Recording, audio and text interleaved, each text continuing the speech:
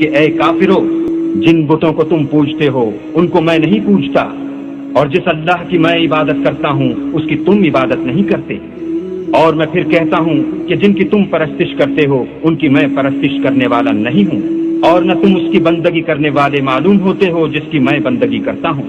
تم اپنے دین پر میں اپنے دین۔ اور ان لوگوں کی نماز خانہ کعبہ کے پاس سیٹیاں اور تالیاں بجانے کے سوا کچھ نہ تھی، تو تم جو کفر کرتے تھے اب اس کے بدلے عذاب کا مزہ چکھو۔ لوگوں، ایک مثال بیان کی جاتی ہے، اسے غور سے سنو کہ جن لوگوں کو تم اللہ کے سوا پکارتے ہو وہ ایک مکھی بھی نہیں بنا سکتے اگرچہ اس کے لیے سب اکٹھے ہو جائیں، اور اگر مکھی ان سے کوئی چیز چھین لے جائے تو اسے اس سے چھڑا نہیں سکتے۔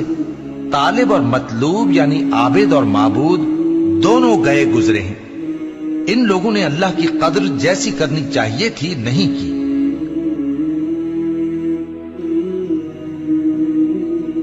اور جب کوئی بے حیائی کا کام کرتے ہیں تو کہتے ہیں کہ ہم نے اپنے بزرگوں کو اسی طرح کرتے دیکھا ہے، اور اللہ نے بھی ہم کو یہی حکم دیا ہے۔ کہہ دو کہ اللہ بے حیائی کے کام کرنے کا ہرگز حکم نہیں دیتا، بھلا تم اللہ کی نسبت ایسی بات کیوں کہتے ہو جس کا تمہیں علم نہیں؟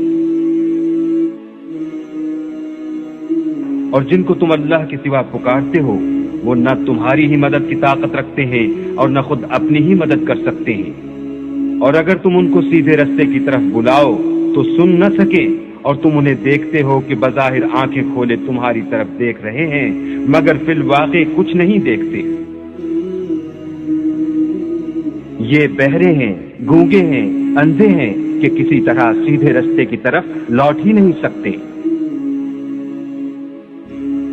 اور جن لوگوں کو یہ اللہ کے سوا پکارتے ہیں وہ کوئی چیز بھی تو نہیں بنا سکتے بلکہ خود ان کو اور بناتے ہیں۔ وہ لاشیں ہیں بے جان، ان کو یہ بھی تو معلوم نہیں کہ اٹھائے کب جائیں۔ تمہارا معبود تو اکیلا اللہ ہے، تو جو آخرت پر ایمان نہیں رکھتے ان کے دل انکار کر رہے ہیں اور وہ سرکش ہو رہے ہیں۔